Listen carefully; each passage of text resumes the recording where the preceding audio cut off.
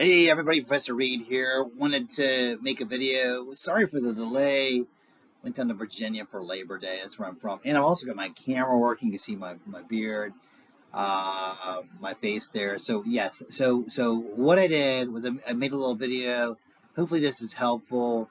Um, and if you go to the YouTube page where the videos are posted, you can look back. There's some videos I made for a summer class that we'll probably be using. So there's a little bit of crossover with some of the videos, but I want to make this one specifically for you. So hopefully everybody got the introduction in. Although I think we got a student that was added today, which is good. And then we're going to go into this first essay that's about this idea of sort of like conspiracy theories, discourse communities. So we'll talk about that in a second. So keep in mind, if you look at the syllabus, we basically write 3 essays in the semester, and they go into the portfolio at the end. Now, this first one that we're going to work on, in terms of like the documents associated with it, there's the proposal, and then there's also the actual essay itself, which is going to be, it's going to have a rough draft to it. It's also going to have a works cited page, and then as we move forward, there'll be like little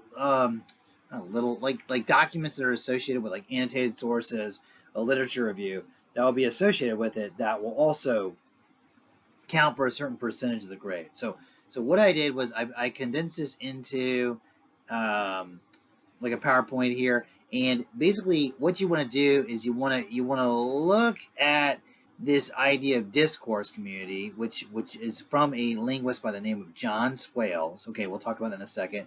His name is right there. And what he did was he basically said that these discourse communities have a shared language and vocabulary. They share common behaviors, practices. They share common goals, beliefs, attitudes, and assumptions. And they share ways of communicating with one another. And we can sort of say with the outside world there as well. And have a threshold for membership or means of recognizing who or who isn't in the community. Okay. Now, me as a professor, as a writer, as a individual, I spend a lot of time researching and sort of like exploring conspiracy theories. Some of these groups are definitely conspiratorial. I feel like the ones I have in the PowerPoint here, which we'll talk about, are conspiratorial. But one of the things I just wanted to note, you don't necessarily have to write about a group that's really that intensely conspiratorial. I know somebody wrote me and asked me if they could write about um, policing as a discourse community, and absolutely, like that'd be a good one. So I know it has conspiracy here. I wouldn't say that the police are conspiratorial, although some people could theoretically sort of argue that, but that would be a more for this second essay. But what you want to do is over the week, and I pushed the due date back from the syllabus. I'll show you the due date for the proposal. You want to find a discourse community. We'll talk about those. Sort of look at the idea of discourse community here, and I'll post this overview with also some literature on discourse communities. And then you want to move forward, and we're going to use this proposal as a sort of a guideline for the essay. So all these groups we talk about, you're going to want an essay that sort of analyzes them from an informative position. And let me go to the next slide.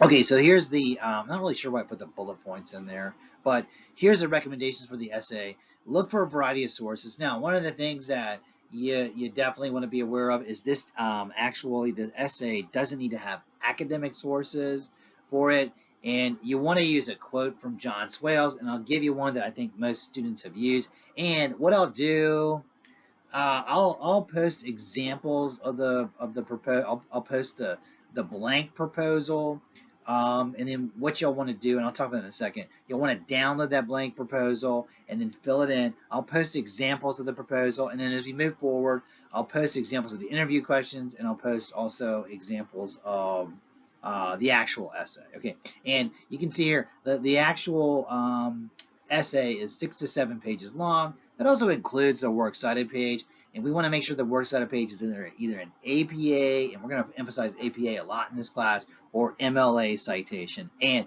you want to make sure you have 2 interviews in the essay. So whatever group you choose, you want to make sure that you have access to interview them. Now, the interviews don't need to be in person. They can be interviews online. There's a variety of different ways you could do that. But try to think about maybe a group that you have a little bit of access to. And what I'm going to do tonight, I'm going to post a video, or no, sorry, discussion piece. It's not going to be graded, but it's just going to be about, I want you to go on there, and I don't really want to have a time for it, but just sort of claim a discourse community, like basically just like tell me which discourse community you're thinking about. And you don't have to do that right away, but you know, I would say by this weekend you definitely want to have like an idea of a discourse community in there. And we're going to write a research paper that basically analyzes those. Okay. And just to clarify, somebody had read me about this. Basically, we're going into week 2. What I did was I pushed the proposal back to September 12th at 11:59 p.m., which I believe is a Monday night. Then the interview questions only, and we'll talk about this, is going to go into the essay. So you're going to have to create some interview questions, and we're going to make that due on the 18th. And then the actual drafts. Well, okay, so here's the thing. With a class, this essay will almost be a form of a rough draft for the final draft that goes into the portfolio. So you're gonna type the essay. I'm gonna give you feedback on the essay, and in the semester you actually take essay 1, essay 2, essay 3. You put it in a portfolio and you sort of explain the changes that you made to the essays, and that will really take us right through to October. And in October we'll start our second essay, which is going to come out of this essay. Okay, so we take a little extra time to make sure we have the correct group, because the proposal is important to lead us into the next essay. So those are the due dates for it. And as I said, there's a guy named John Swales. He defined what a discourse community is, and he said it's basically groups that have goals or purposes and use communication to achieve those goals. And as we said in the video, some of these gravitate towards a little bit of conspiracy theory, but there's so many, occupational type of discourse communities. There's going to be political types of discourse communities. There's going to be fraternal order types of discourse community. I mean, something like certain fans of music, you can write about that. Really try to tap into something you enjoy, and that's one of the reasons why I've used this discourse community idea for multiple years, because students can tap into something they sort of enjoy, have access to. Some of my better papers have been about certain fan bases. I had a paper last year on the Swifties. Taylor Swift performed here in the summer, really big event in Philadelphia. Students did a really good job with that, and it's definitely like not conspiratorial in terms of a group. However, some people have written about some groups that are a little bit more on the fringes, so it's up to you. But just keep in mind, as this moves forward, you're going to have to interview 2 people that are sort of related or maybe connected to the group. So you want to keep that sort of in mind. Okay, and there's a photo of John Swales. He's British, and to me, he has like sort of a British look to him. And once again, here's his little components of the 6 characteristics of a discourse community. So it's what we're basing the essay on. Now, what I've done, well, here's a little bit more about their like breaking down the discourse community. Okay, and that's a really good sort of like overview of what the framework for the essay is. So as we said, common goals, members of different statuses, distinct vocabulary, communication through this idea of genre. So what are the ways that they communicate? How do they communicate internally and externally? And information and feedback through participation. So that is the idea of a discourse meeting. And what I did was I took those components and I used some of this from the online, and basically made a set of questions that you can answer for your specific community. So what I'll do is I'll post a blank a document looks just like this. Download it and then add in your discourse community. So tonight I'll upload the blank proposal. So you want to download it and then fill this in. It doesn't have to be APA MLA formatting. It's more of the brainstorming for it. But basically that brainstorming is going to lead us into the essay. And so as this moves forward, we'll try to use these almost like little buckets as like paragraphs for the essay. So does the group have a shared common vocabulary? Does the group have shared or common behaviors and practice? Does the group have common goals and assumptions? And sort of break those down a little bit. Is there membership in the group? And how do they communicate with each other, if so? Are there thresholds or taboos in the group? Really fascinating with some of the groups out there. And then how are the rules of the group established, how they get enforced? Is there an authority or is it more of a fragmented group? Okay, so tonight, just to recap, I'm going to post this video and I'm going to post a blank um, proposal. And then I'm also going to post some examples of the proposal. So it'll be a lot of information. And then I'm going to put a discussion board. On the discussion board, all I need you to do is just like at some point over the week, the weekend or whenever you want, just go in there and just like say, hey, I'd like to look at this group. I'd like to look at a group in the LGBT spectrum, or I'd like to look at this specific subculture. Just put that in there and then download this and fill this in and look at some of the examples of what people have done before in the past. I would say a big group that folks have looked at is going to be veganism. Like veganism is a really fascinating sort of cultural movement. My sister's been vegan for years, and that's something you can look at. Also, American ASL, like ASL as a community. I've had a few students that know ASL and they decided to use that as a group. So it's a wide variety of different discourse communities. If you got a question about it, just email me, send me a quick email. I'll try to get back to you as soon as I can. And if you want to set up a Zoom meeting, we can do that as well. So it's up to you. But you want to download this document, look at the examples, and try to fill that in by the 12th, right? 11:59 p.m. on the 12th. So that's what we're going to do. And I got a little bit on conspiracy theories. Now, if you want to go towards conspiracy theories, like we'll talk about this in a minute. You don't necessarily have to, although me as a professor, that's sort of a focus of mine. But we want to be aware also that we're going to have to interview individuals. We want to make this like something we got to worry about, like in terms of safety. And one of those groups that gravitates a little bit towards conspiracy theories I've had some papers on is going to be the flat earthers.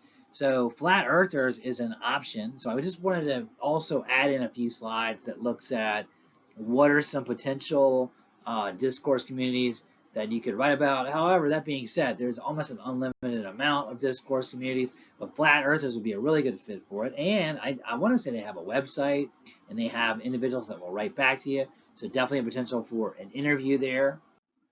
Now, in terms of like conspiracies on the political spectrum, that individual there, I want to say was, a big Bernie Sanders supporter. I wouldn't say Bernie Sanders is conspiracy theorist in any type of like overt way, but there was this individual that actually created a very chaotic mass shooting situation in a baseball game at a congressional meeting, and he said he was sort of inspired by some of the left ideology. And then we obviously have, like on the right, we have, on sort of the Trump right, we have a group called QAnon, which I've had a lot of papers on that have looked at like sort of the discourse community of QAnon, and that one is a fascinating one to write about. So here's the thing: as you look at these, you can be sort of political. I would say this: me as a professor, I should be politically neutral. If you read on, groups that are on the right or on the left, for lack of a better term, you can be super successful in the paper as long as you follow the rubric. And also note that like this paper isn't like an argumentative paper; it's a more neutral paper. So there's a chance to have a little bit of flexibility there. Okay. One that's like a very toxic community, and I definitely would think very conspiratorial, is going to be the incel subculture, which stands for involuntary celibacy. And I teach I'm an adjunct professor.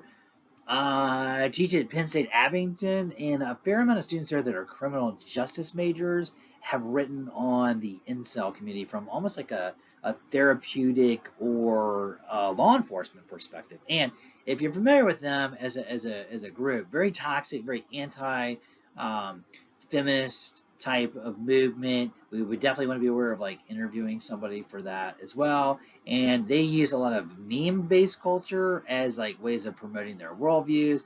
And there's a pretty big argument about how they've sort of evolved over time. So that's another group, definitely conspiratorial. Scientology is one of those groups that, in my view, is like a really good fit for the paper. And they, I would say most people would consider them to be a cult. a religious cult. Now, sometimes students are like really into Scientology. I mean, I don't know if I've ever had a member of Scientology, but students have done like a deep dive into them. And one of the things you want to keep in mind as we move throughout the semester, the essays 1, 2, and 3 are all connected. So if you decide to write about Scientology, your next paper could be sort of on cults. So there's a flexibility with that. But that is something that we spend a little bit extra time with the proposal about. So Scientology is a really fascinating one. And then we've got some political, this sort of gets back into like the political types of conspiracy theories. Once I had a paper on the Proud Boys, which are a group that I want to say, we're here in September 2023. I want to say there was a pretty big sentencing yesterday of one of the Proud Boy leaders from the January 6th situation. And then we have a group called the Black Hebrew Israelites, which I know there's two different divisions of that specific group, but it's a group that the SPLC considers to be a hate group, and they have a very specific sort of theology based out of their understanding of the Bible, and it can be definitely complicated. But they're just two groups that are on sort of a different spectrum in terms of like discourse communities that would be like an option for you. We also have people that deny climate change. Now, this is fascinating because this whole discourse community comes sort of conspiracy paper comes out of teaching. I taught a class over at Rowan University, amazing group of students over at Rowan University, and it was the theme was climate change, and we started looking at we read a paper on it, like how do people believe that climate change is a conspiracy theory? Sort of grew out of that. Now, I would say this is something that we'll talk about anti-vaxxers in a second. There's almost like a spectrum of belief for this. There's some people out there that believe, climate change is happening, but maybe there's a little bit of a scare tactic to it.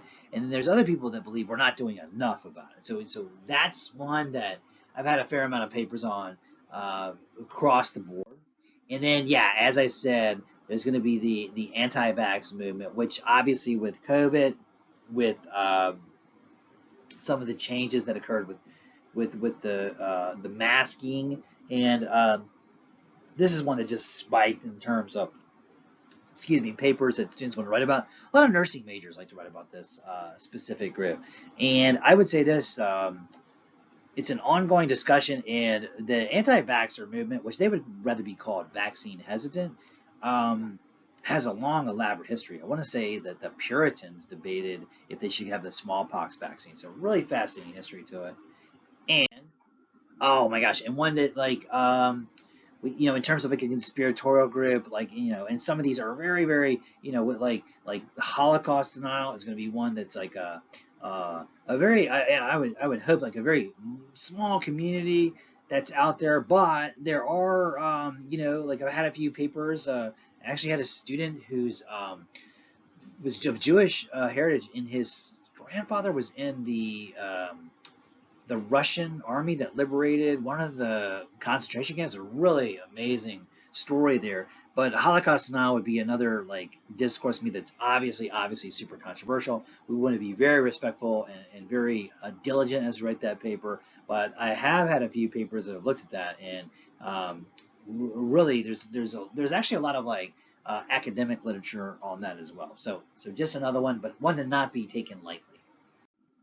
Okay, and then lastly, one I think is a little bit different is going to be the folks that believe in aliens. Now, this got a lot of traction in 2019 when there was the storm, the Area 51 movement, which I think is photographed here. And recently in the congressional hearing, there was a whistleblower that came out and said he felt like they were sort of lying about if they had alien body parts. So really interesting one there.